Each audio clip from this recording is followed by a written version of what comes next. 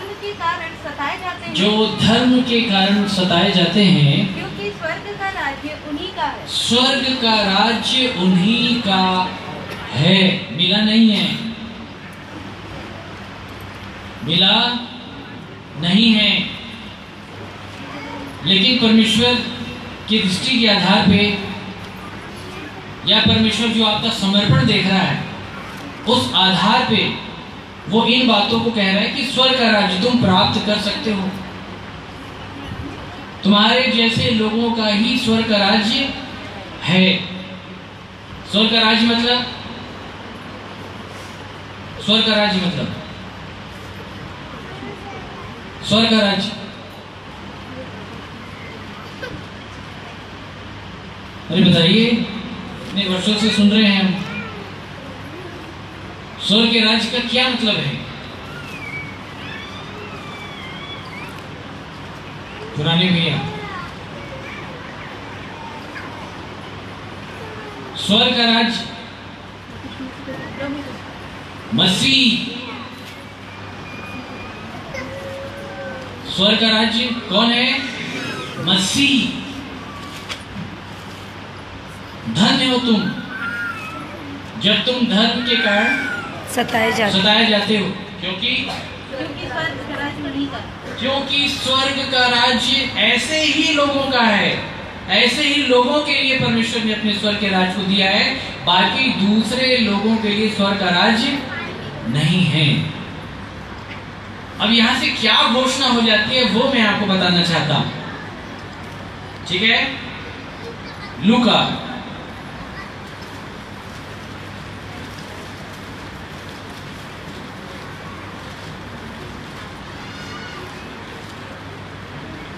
लूका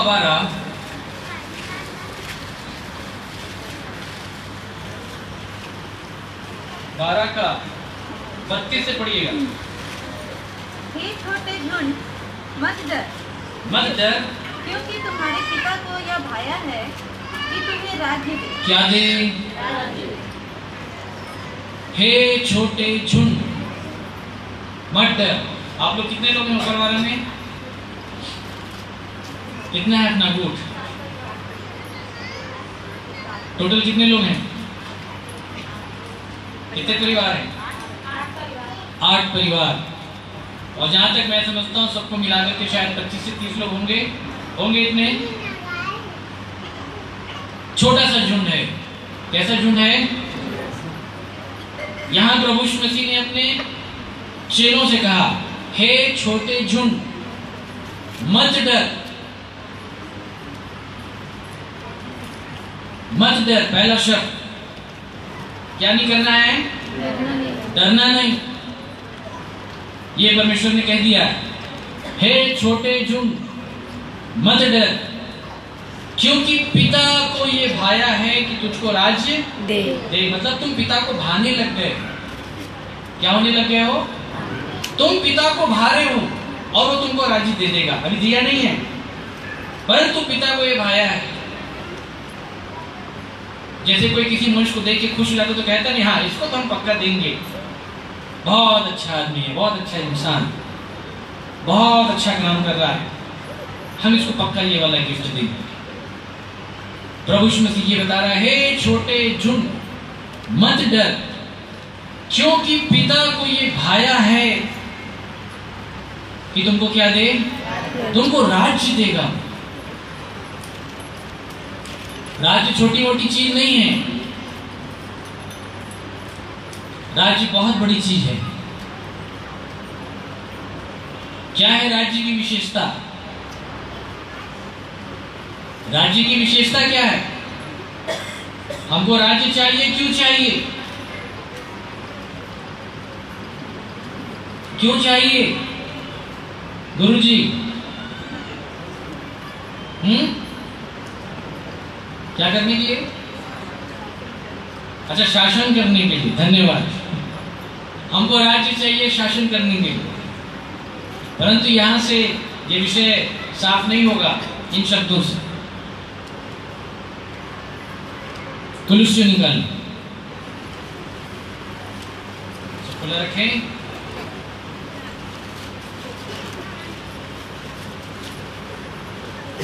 कुलुस्सियों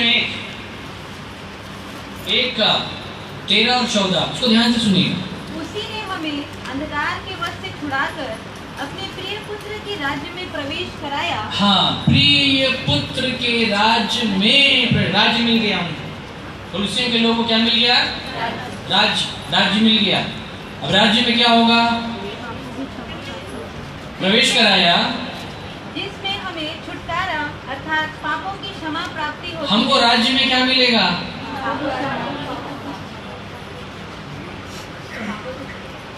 ये बड़ा सुंदर विषय है। राज्य में हमें छुटकारा मिलेगा। क्या मिलेगा? इस लाइन को फिर से पढ़िएगा। 14, जिसमें हमें छुटकारा अर्थात पापों की क्षमा प्राप्त होती है। जिसमें हमें छुटकारा अर्थात पापों की, याद रखिएगा, क्षमा 2 प्रकार का है। कितने प्रकार का है? कितने प्रकार के क्षमा? 2 कंडीशन है परमेश्वर क्षमा करता है, इसको ध्यान से सुनिएगा। एक, जो हम बचपन से लेकर के मसीह को ग्रहण करने के समय तक पाप जो करते चले आए, परमेश्वर का वचन कहता है कि परमेश्वर ने अपनी सहनशीलता के कारण उसके ऊपर ध्यान नहीं दिया। और जब हम आ जाते हैं, हम राज्य के बाहर होते हैं, अंदर नहीं होते। कहाँ होते हैं? हम राज्य के बाहर होते हैं। हम ये अंगीकार करते हैं कि हे प्रभु, मैं पापी मनुष्य हूं। मैं कैसा मनुष्य हूं? मैं पापी मनुष्य हूं। मैंने फलाना और ये इतने ऐसे काम मैंने किए। परमेश्वर क्षमा दे देता है।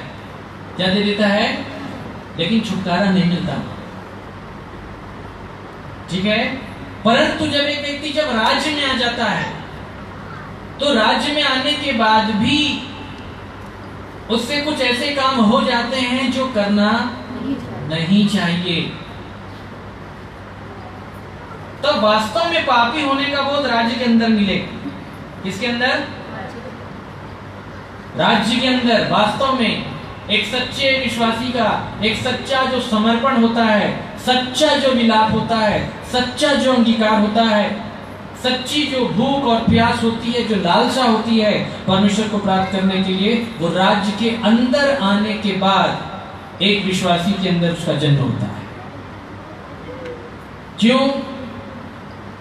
क्योंकि अब राज्य के अंदर आने के बाद परमेश्वर की व्यवस्था, नियम, कानून सब कुछ जानने लग गया है। और जानने के बाद भी उससे पाप, कितनी ग्लानि उसके अंदर उत्पन्न होती है। आप समझ रहे हैं? कितनी ग्लानि उसके अंदर उत्पन्न होती है। और तब उसके बाद उस व्यक्ति को यह समझ में आ जाता है कि मैं मात्र केवल दंड के, उसको ध्यान से सुनिएगा, मैं दंड के योग्य हूं। वहां राज्य के अंदर परमेश्वर अपने प्रेम को प्रकट करता है और परमेश्वर दंड की आज्ञा आपके ऊपर चल क्षमा करता हूं। तब राज्य के अंदर जो क्षमा मिलती है एक पापी व्यक्ति को, उस क्षमा के साथ पापों से छुटकारा भी जुड़ा हुआ है। किसके अंदर? राज्य के अंदर। ठीक है। परमेश्वर के राज्य में स्वतंत्रता है। परमेश्वर के राज्य में क्या है? स्वतंत्रता है। समझ रहे हैं आप? और इसलिए पौलुस कुलुस्सियों के लोगों से ये बात कहता है कि उसी ने हमें, ध्यान से सुनिएगा, अंधकार के वश से, राज्य के बाहर क्या है? राज्य के बाहर क्या है? अंधकार। और राज्य में क्या है? प्रकाश। इसमें प्रकाश है, राज्य में प्रकाश है। तो अंधकार के वश से छुड़ाकर वो अपने प्रिय पुत्र के राज्य में प्रवेश कराता है, ताकि हमको छुटकारा मिले। हमें क्या मिले? हमें छुटकारा मिले। इसलिए यहां प्रभु यीशु मसीह ने अपने चेलों से कहा कि हे छोटे झुंड, मत डर, क्योंकि पिता को ये भाया है कि तुझको राज्य, वो तुझको राज्य देना चाहता है। क्या देना चाहता है? तुम उसको भाने लग गए हो। क्या करने लग गए हो? क्योंकि मत्ती 5 में प्रभु यीशु मसीह ने कहा, धन्य है वे जो धर्म के कारण, क्योंकि स्वर्ग का राज्य ऐसों ही का है। मतलब ऐसे ही लोगों को स्वर्ग के राज्य की प्राप्ति, या ऐसे ही लोगों को स्वर्ग के राज्य में प्रवेश मिलेगा है। लेकिन निंदा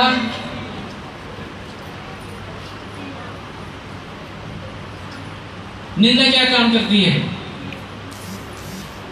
बताइए?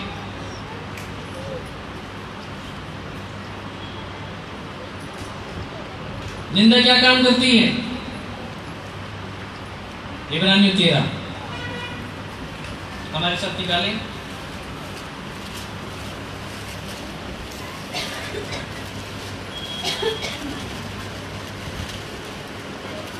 तेरह का 12 से पढ़िए। इसी कारण यीशु ने भी लोगों को अपने ही लहू के द्वारा पवित्र करने के लिए फाटक के बाद उसके ऊपर चढ़ाया, अपने लोगों में से उसको टोटली अलग कर दिया गया था। मतलब बहिष्कृत, तिरस्कार। जाना है मसीह के पास, बिना निंदा के नहीं पहुंच पाओ। छावनी के बाहर है वो, छावनी के अंदर नहीं है। किसके बाहर है? अभी खैर ये बताने का समय नहीं कि छावनी मतलब क्या होता है, छावनी में क्या होता है और क्या नहीं होता है। आओ उसकी निंदा अपने ऊपर लिए हुए छावनी के बाहर। ध्यान सुनिएगा आगे। क्योंकि यहाँ हमारा कोई स्थायी नगर नहीं है, वरन हम एक आने वाले नगर की खोज। तो उसके लिए एक शरण नगर बना देना। कितने शरण नगर? 6। कितने शरण नगर? 6। अब इसका प्रकार था, उसमें से आधे इधर और कुछ आधे इधर। उसमें डिटेल है और बहुत सुंदर विषय है। मैं उसको अभी नहीं खोलूंगा, नहीं तो हमारा विषय फिर कहीं और जाएगा। अब उस शरण नगर में एक पापी को एंट्री कैसे मिलेगी, वो बड़ा रोचक है कि एक पापी को शरण नगर में स्थान कैसे मिलेगा। ठीक है, आपको आने वाले समय में आपको हम बताएंगे। और पापी को शरण नगर में स्थान दिलाने के लिए जो परमेश्वर ने किया ना, उसके कारण कहते हैं कि परमेश्वर प्रेम है। पापी व्यक्ति को स्थान दिलाने के लिए जो परमेश्वर ने किया वो बड़ा महान है। आने वाले समय में हम उसको समझने का प्रयास करेंगे। मैंने बहुत कुछ खोल दिया आपके सामने, पढ़ेंगे तो आपको समझ में आ जाएगा। जो लोग बाइबल अच्छे से पढ़ते हैं उनको समझ में आएगा, बाकी लोग को समझ में नहीं आएगा। आपको अगली बार हम बताएंगे। आओ उसकी निंदा अपने ऊपर लिए हुए छावनी के बाहर उसके पास निकल चले। आगे। क्योंकि यहाँ हमारा कोई स्थायी नगर नहीं, वरन हम एक आने वाले नगर की खोज में हैं। आगे। इसलिए हम उसके द्वारा स्तुति रूपी बलिदान अर्थात उन भोटों का फल जो उसके नाम का अंगीकार करते हैं परमेश्वर को सर्वदा चढ़ाया करो, अंगीकार करते रहो परमेश्वर के नाम का। अब यहाँ परमेश्वर का नाम है, लोग आपको सता रहे हैं, उस समय आपको क्या लेना है? मसीह का नाम। प्रभु धन्यवाद, जैसे बहन को गवाही दे रहे थे कि प्रभु आपने मेरे लिए कितना दुख, उसकी अपेक्षा ये दुख तो बहुत थोड़ा है। ये क्या है? ये बहुत थोड़ा दुख है, मैं क्यों नहीं उठाऊंगा? इसे बोलते हैं यीशु के नाम का अंगीकार। यीशु के नाम का अंगीकार कभी नहीं छोड़ना। आओ हम अपनी आशा के अंगीकार को थाम के रखें। पौलुस ने तीमुथियुस को समझाया, यीशु को याद रखना जिसने पिलातुस के सामने अच्छा अंगीकार, क्या अंगीकार किया था? पिलातुस के सामने यीशु ने क्या अंगीकार किया था? क्या अंगीकार किया था? पिलातुस ने कहा, मुझे देख, मेरे पास तुझे चढ़ाने का भी अधिकार है और तुझे छोड़ देने का भी अधिकार। प्रभु यीशु मसीह ने कहा, यदि तुझको ऊपर से नहीं दिया जाता तो तेरा मुझ पर कोई भी अधिकार नहीं होता, इसलिए कि जिन लोगों ने मुझे तेरे हाथ पकड़वाया है उनका पाप बहुत अधिक है। तो उनके पाप के प्रायश्चित के लिए मुझे ये दुख उठाना, उसके लिए उठा रहा हूं। मसीह दुख उठाएगा। उसने अपने अंगीकार को वहां थाम के वो दुख उठाने से पीछे नहीं हटा। और जब एक विश्वासी यहाँ पे मसीह के दुखों में उसके साथ सहभागी होता है, तब वह उसके साथ उसका नाम लेता है। यह है मसीह का नाम, अर्थात मसीह का दुख। और ऐसे दुख में उसका नाम लेना, क्या लेना? नाम लेना। क्या लेना? नाम लोगे तो क्या होगा? नाम लेने से क्या होगा? नाम कितने लोग लेना चाहते हैं? सब लेना चाहते हैं। नाम लेने से क्या होगा? हमारे साथ निकालें। प्रेरितों के काम निकालिएगा।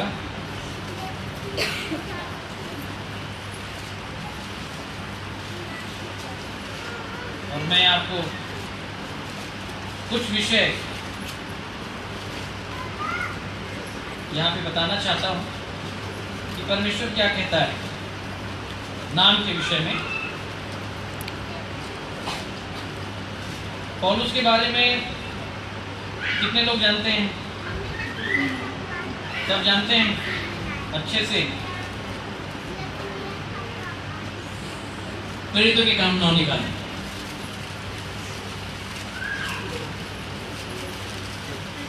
9 का 10 से पढ़ें, सुनिएगा ध्यान से। परमेश्वर में हनन्याह नामक एक चेला था। उसे प्रभु ने दर्शन में कहा, हे हनन्याह। उसने कहा, हाँ प्रभु। तब प्रभु ने उससे कहा, उठकर उस गली में जा जो सीधी कहलाती है, और यहूदा के घर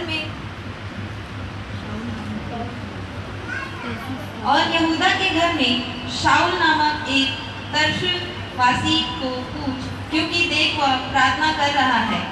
और उसने हनन्याह नामक एक पुरुष को भीतर आते और अपने ऊपर हाथ रखते देखा, ताकि फिर से दृष्टि पाए। हाँ। हनन्याह ने उत्तर दिया, अब इसको ध्यान से सुनिएगा।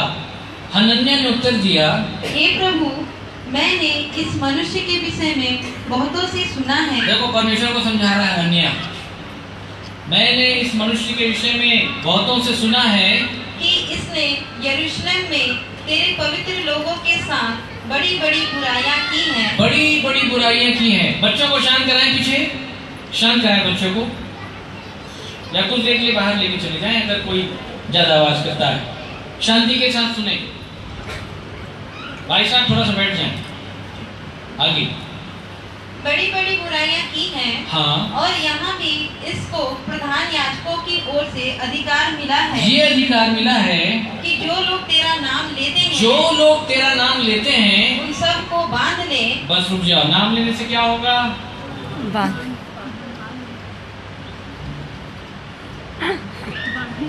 बांध दिए जाओ।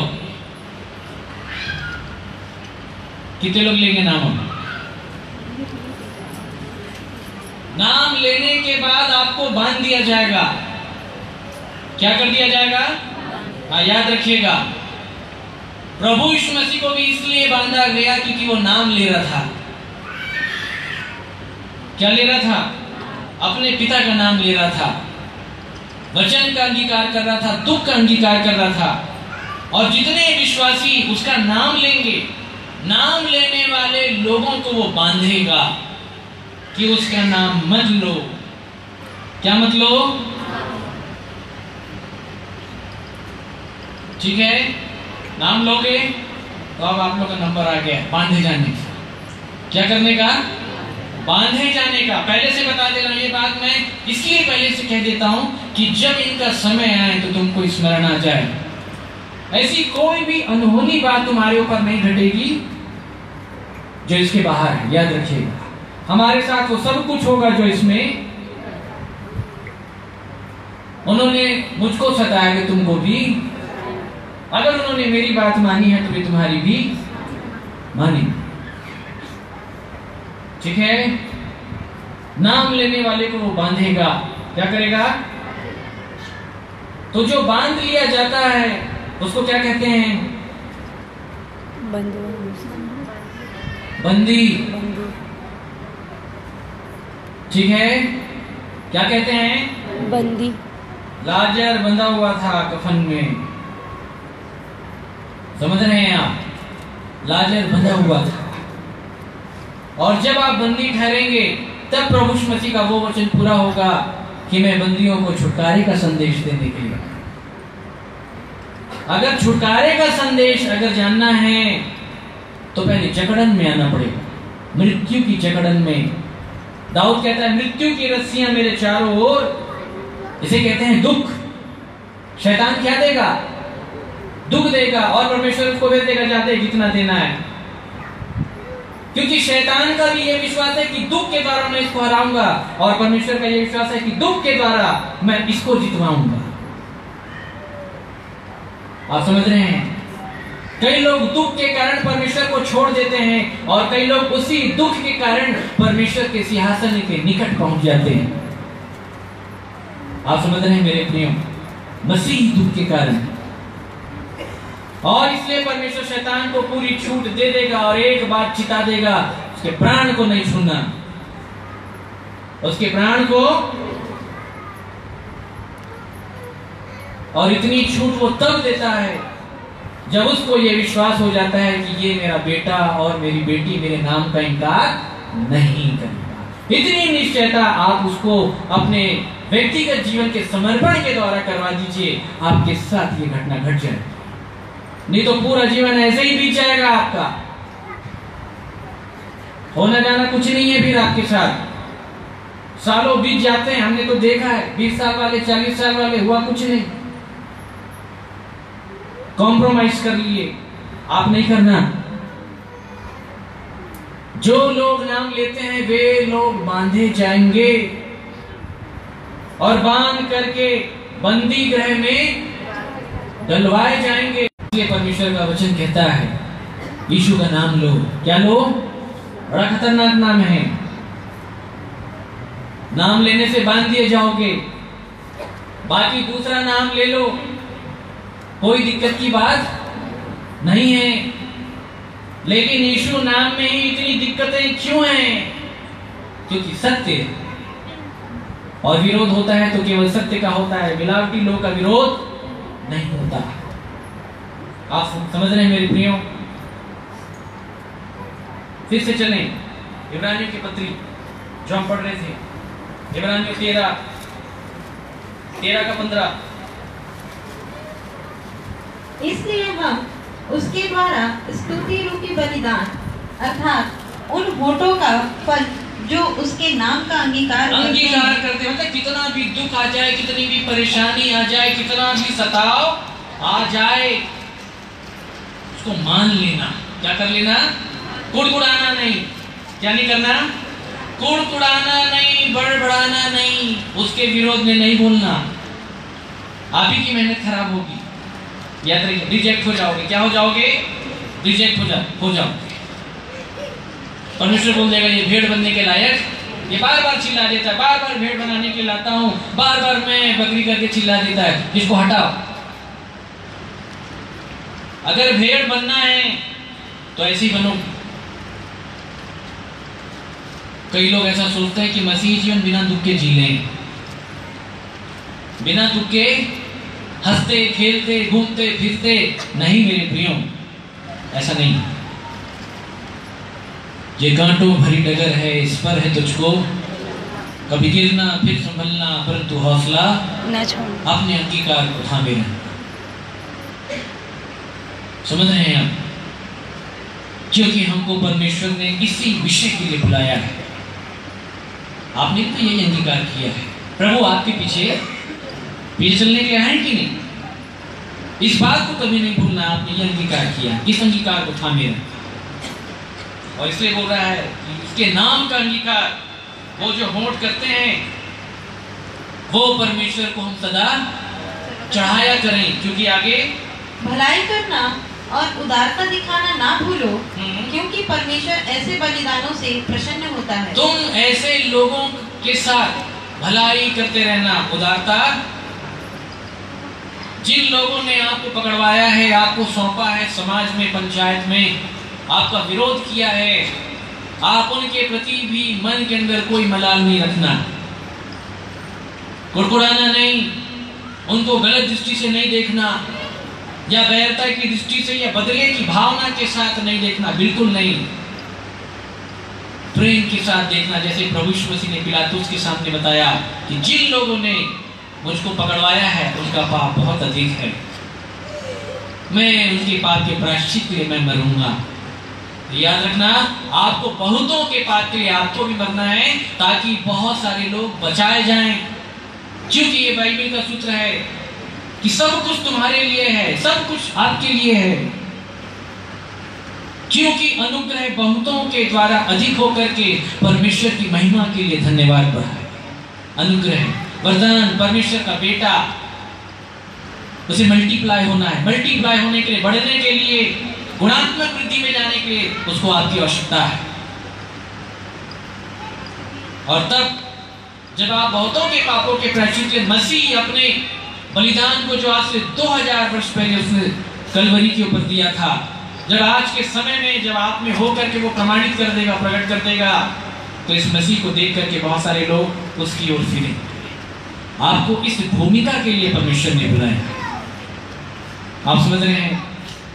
और इसलिए इब्रानियों की पत्री में ये लिखा हुआ है 13:12, इसी कारण यीशु ने भी लोगों को अपने ही लहू के द्वारा पवित्र के लिए फाटक के बाहर दुख उठाया। इसके बाहर, फाटक के बाहर, राज्य में प्रवेश करना है तो फाटक से गुजरना होगा। और फाटक के बाहर क्या है? बहुत दुख है, शैतान रोक देता है, जाने नहीं दूंगा अंदर, क्योंकि वो तो खुद निकाल दिया गया है, तुमको जाने नहीं दूंगा। पूरे एड़ी और चोटी का जोर लगा देता है फाटक के बाहर, ताकि कैसे ना कैसे करके वो यीशु नाम का अंगीकार जो आपने किया है उसको अनआज्ञाकारिता में परिवर्तित कर दे, आपके अंदर कुड़कुड़ाहट डाल दे, बैरता डाल दे, क्यों शब्द डाल दे, संदेह को डाल दे। ये अंततः उसका प्रयास है। परंतु मेरे प्रियो, आप ऐसा नहीं करना, उस अंगीकार को, उस दुख को थामे रहना, उसका अंगीकार करते रहना।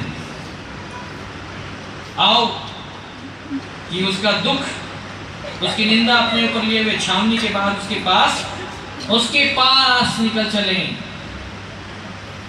समझ रहे हैं आप?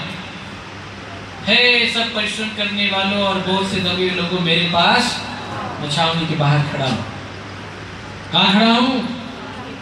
छावनी के बाहर। छावनी के बाहर क्या काम होगा? थोड़ा ऊपर अपन पढ़ लेते हैं, 13:10। हमारी एक ऐसी वेदी है जिस पर से खाने का अधिकार उन लोगों को नहीं जो तंबू की सेवा करते हैं। हाँ, क्योंकि जिस पशुओं का लहू महायाजक पाप बलि के लिए पवित्र स्थान में ले जाता है, उनकी देह छावनी के बाहर जलाई जाती है। क्या जलाई जाती है? छावनी के बाहर उसके पास क्यों जाना है?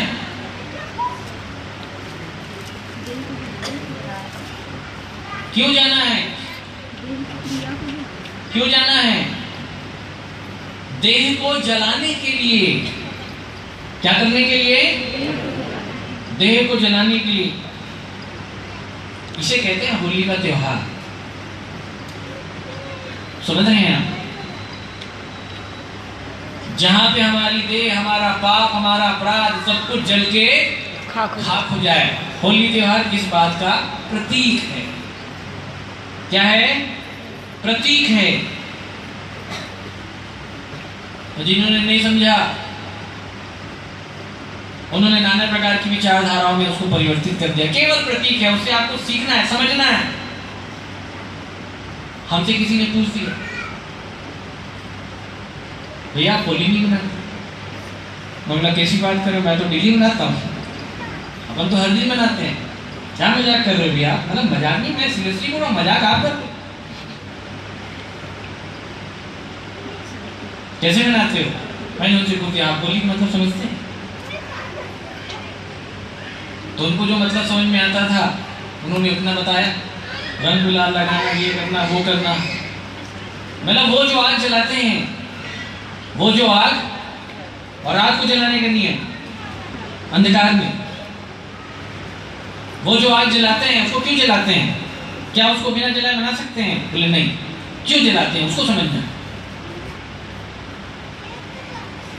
तब उन्होंने ये वो स्लोगन याद किया। उसका मतलब होता है अच्छाई की बुराई के ऊपर जीत, बुराई का जल जाना और अच्छाई का विजय हो जाना। और अच्छाई वो परमेश्वरी आग है जिसमें मानव जाति के जितने भी पाप हैं जलकर खाक हो जाते हैं, नष्ट हो जाते हैं। उसके बाद शुद्ध और पवित्र और सिद्ध 24 कैरेट का, वरन उससे भी ज्यादा शुद्ध सोना बन करके एक मनुष्य निकलेगा, पीतल के समान दिखाई देगा। उसे होली थी। मैं बोला कि क्या हमारे जीवन में वास्तव में अच्छाई की जीत हो गई है?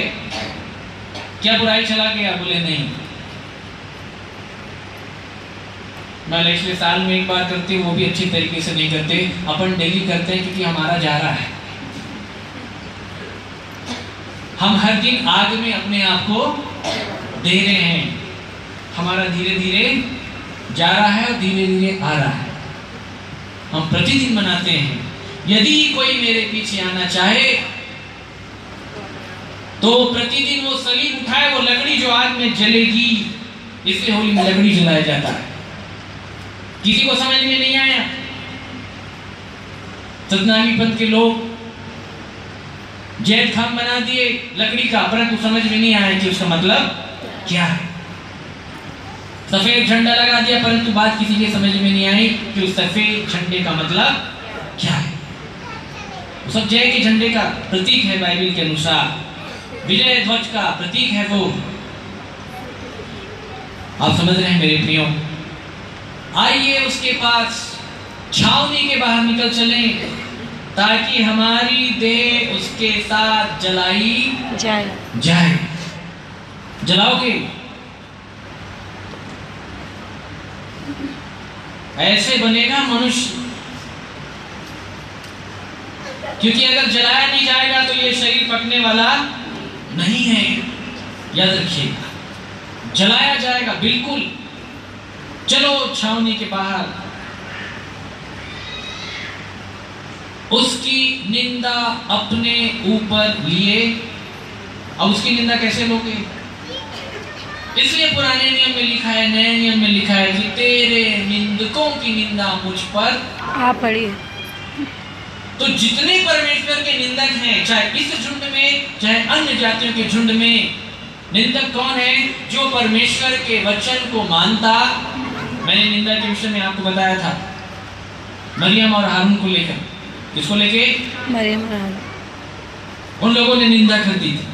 मूसा किसकी निंदा कर दी थी? मूसा की। मूसा। और एक्चुअली मूसा की निंदा नहीं की थी, यहोवा की निंदा कर दी थी। इजराइल लोग बार बार कुड़कुड़ाते थे, बड़बड़ाते थे। उनका कुड़कुड़ाना, उनका बड़बड़ाना, मूसा ने कहा मेरे ऊपर नहीं होता, यहोवा के ऊपर करते हो तुम, क्योंकि मैं तो उसके नियम को मान रहा हूं। अगर तुम भूखे हो तो मैं भी तो भूखा हूं, मैं भी तो वेट कर रहा हूं बरसे का। तो मैं जब मुंह को बंद करके रखा हूं, तुम भी बंद रखो। नहीं रखा तुमने, बड़बड़ा दिए। हारून और मरियम ने मूसा को बोल दिया, अच्छा बस प्रभु क्या तेरे से ही बात करता है? हम लोग विश्वासी नहीं है। हमको भी परमेश्वर दर्शन और प्रकाशन देता है। कभी कभी ये कंपटीशन हो जाता है विश्वासियों के बीच में, आप लोग ऐसे नहीं करना, कर दोगे तो गड़बड़ हो जाएगा। और तब उसके बाद में मूसा बोला ठीक है, यहोवा ही न्याय करेगा। कौन न्याय करेगा? परमेश्वर बोला बुलाओ दोनों को। बोलो, बात करूंगा उन लोग से।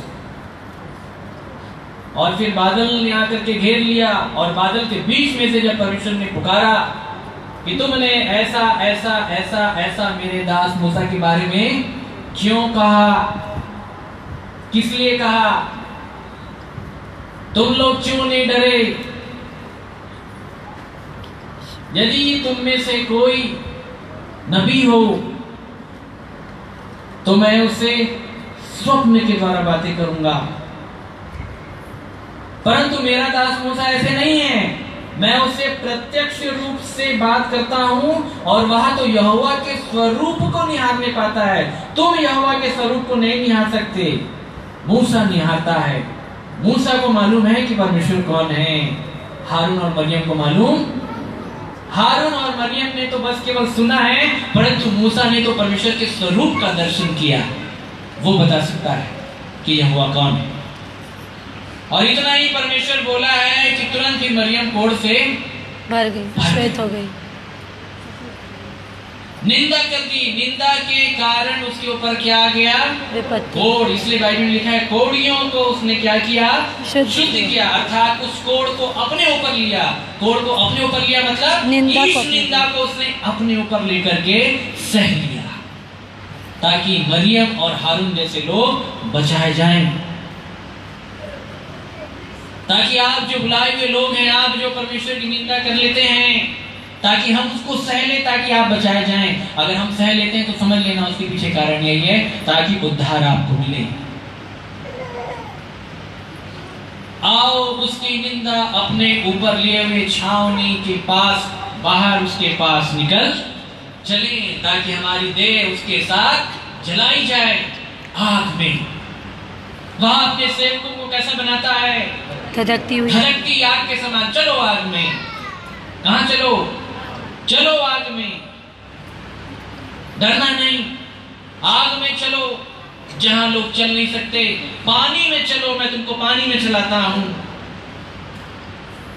जहां लोग चल नहीं सकते। लेकिन डरना नहीं। क्या नहीं करना? डरना नहीं। मैं तेरे संग हूं। आप समझ रहे हैं मेरे प्रियो? ये परमेश्वर का वचन कहता है। आइए उसकी निंदा अपने ऊपर लिए हुए छावनी के बाहर उसके पास जलने के लिए निकल चलें। और जब एक व्यक्ति आग में रहना सीख जाएगा, उसे कहते हैं परमेश्वर का सेवक। उसे क्या कहते हैं? परमेश्वर का सेवक, जो आग में जाता है। कहां जाता है? आग में। और फिर उस सेवक का क्या काम है? वो सेवक क्या बन के निकलता है? सेवा टहल करने वाली आत्मा। क्या बन के निकलता है? सेवा टहल करने वाली आत्मा। सेवा टहल करने वाली आत्मा। सेवक ऐसा बन जाता है।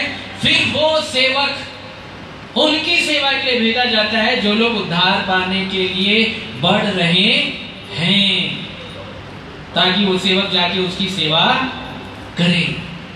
हमको परमेश्वर ने आपकी सेवा के लिए बुलाया है, आपकी सेवा करवाने के लिए नहीं बुलाया, याद रखिए।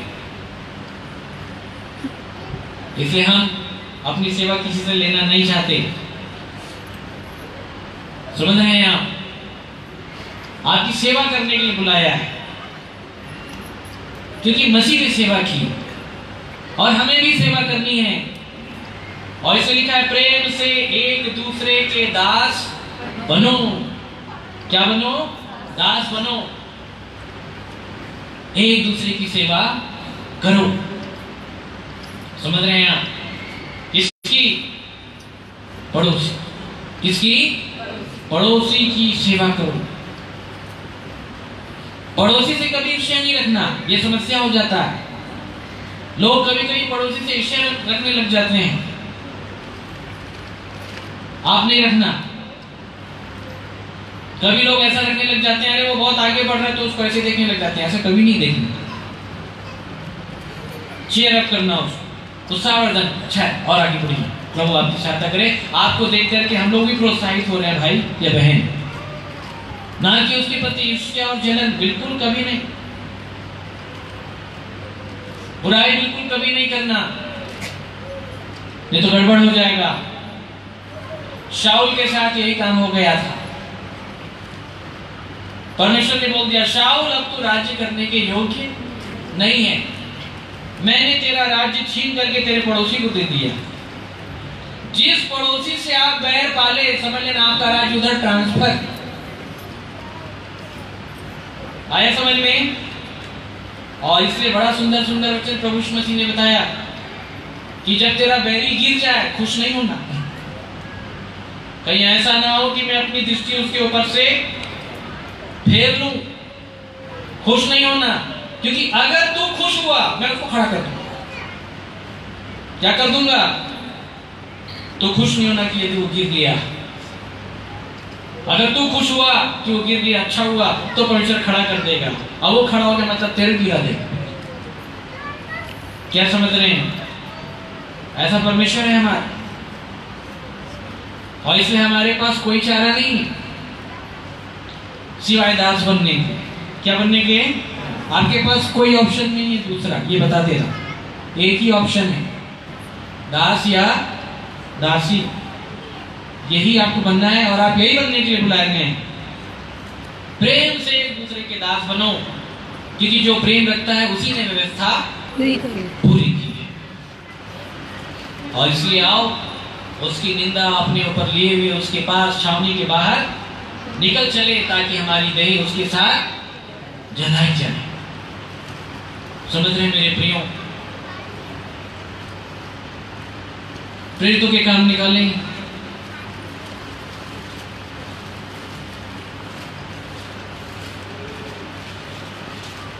परमेश्वर बड़े अद्भुत तरीके से काम करता है। प्रेरितों के काम 5 निकालें।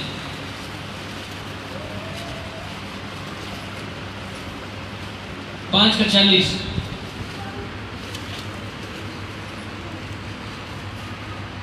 तब उन्होंने उसकी बात मान ली और प्रेरितों को बुलाकर पिटवाया। क्या किया? प्रेरितों को बुलाकर पिटवाया और यह आदेश देकर छोड़ दिया कि यीशु के नाम से फिर कोई बात ना करना। यीशु के नाम की चर्चा भी नहीं करना, और मार पड़ेगा नहीं तो तुमको। देखो, बेच पड़ गई। अब शैतान तो इसलिए पड़वा रहा, बोले बेच की मार खाएगा तो उसको अकल आ जाएगा, फिर नाम नहीं लेगा। लेकिन चेलों को वास्तव में और अकल आएगा। क्या काम हुआ आगे? वे इस बात से आनंदित हो क्या हो गए? अकल बढ़ गया उनका। क्या हो गया? अकल बढ़ गई। और आनंदित हो गए। पहले तो आनंदित थे, तभी ना गए थे वचन सुनाने, और ये मालूम था वेद तो पढ़ना है। और जब वेद पढ़ गया तभी क्या हो गए? और आनंदित। याद रखिएगा, वेद पढ़ा है कि नहीं? अभी वेद नहीं पढ़ा है, चलो पढ़ेगा, ठीक। और आगे? वे इस बात से आनंदित होकर महासभा के सामने से चले गए। महासभा के सामने से चले गए। इस बात से आनंदित होकर, ये नहीं बोलना कैसा प्रभु वेद से नहीं बचाया, वो तो वेद पढ़वाने के लिए ही बुलाया है, ये समझ लीजिए। इस बात से आनंदित होकर चले गए और कि हम उसके नाम के लिए अपमानित होने के योग्य तो ठहरे। अरे कुछ तो योग्य ठहरे प्रभु, हम तो निकम्मे लोग। कैसे लोग? निकम्मे लोग, अयोग्य लोग। इस योग्य तो ठहरे कि कम से कम वेद तो पढ़े हमको। क्या पढ़े?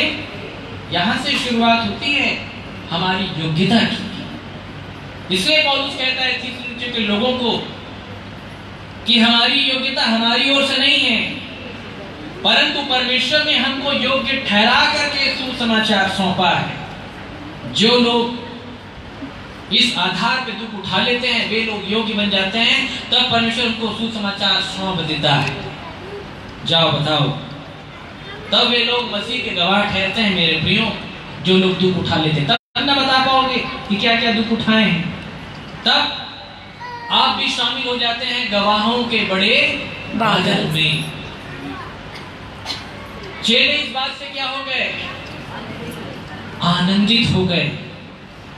क्या हो गए? आनंदित। क्योंकि प्रभु यीशु मसीह ने कहा कि जब मनुष्य तुम्हारे साथ ऐसा ऐसा ऐसा ऐसा करे, उस दिन आनंदित और मगन, क्योंकि तुम्हारे लिए स्वर्ग में एक बड़ा प्रतिफल क्या है?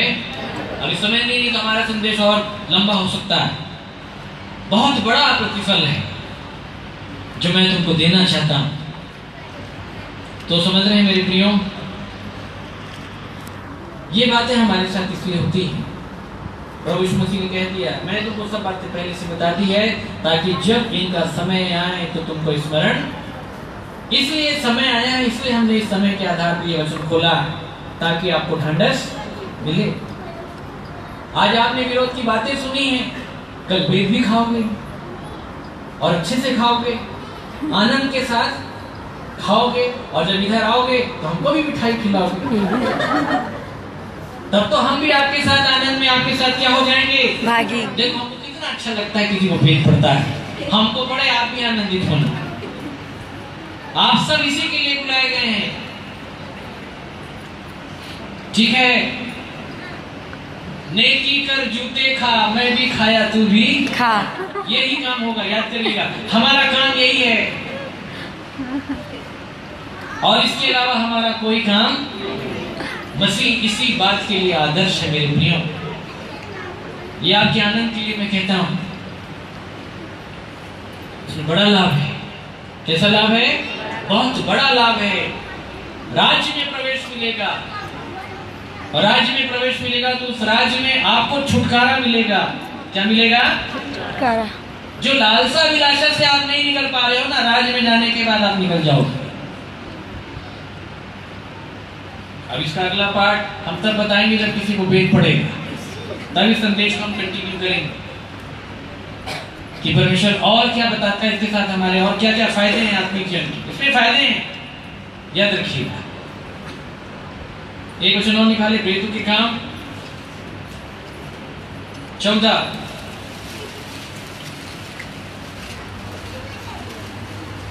का 21 से पढ़ें। वे उस नगर के लोगों को सुसमाचार सुनाकर और बहुत से चेले बनाकर लुस्त्रा और इकुनियुम और अंताकिया को लौट आए। हाँ। और चेलों के मन को स्थिर करते रहे, डगमगाना नहीं, विचार में बने रहो। विरोध हो रहा है, होने दो, कोई चिंता की बात नहीं, मन को स्थिर करते रहे। और यह उपदेश देते थे कि विश्वास में बने रहो। बने रहना, क्या करना?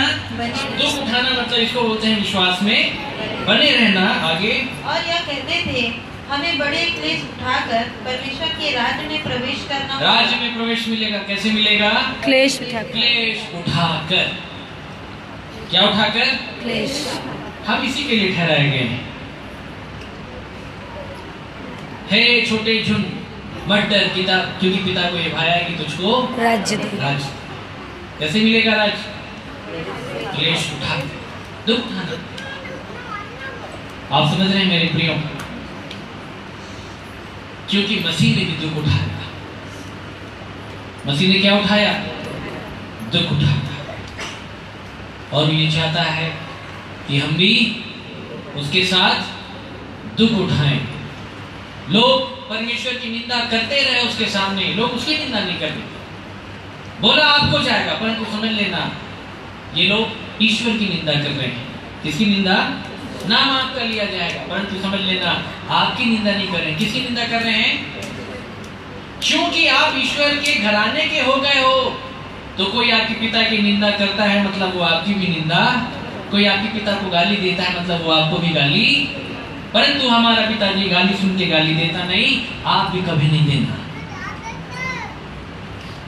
मत कहे कि जैसा उसने मेरे साथ किया कि मैं भी उसके साथ वैसा ही, बिल्कुल नहीं। तुम आशीष की संतान होने के लिए बुलाए गए, इसलिए केवल आशीष ही देना। क्या देना? बुराई के बदले बुराई मत करो, भलाई करो। वरन बुराई को भलाई से जीत। जो विरोध कर रहा है ना, मैं आपको बता देता हूं, अगर 10 लोग विरोध करने के आए तो कम से कम 3 से 4 लोग उसी गुट में से निकलेंगे, प्रभु के बहुत बड़े भक्त बन के। लेकिन आप बने रहना। क्या बने रहना? स्थिर। आप उनको जीत लोगे। मैं तुमको ऐसा बनाऊंगा कि तुम गढ़ों को जीतोगे। क्या करोगे? आया है कोई और नाम लेके विरोध करने के लिए, परंतु चला जाएगा यीशु नाम लेके। समझ रहे हैं आप? शाऊल के समान पौलुस बन जाएगा कोई। समझ रहे हैं मेरे प्रियो?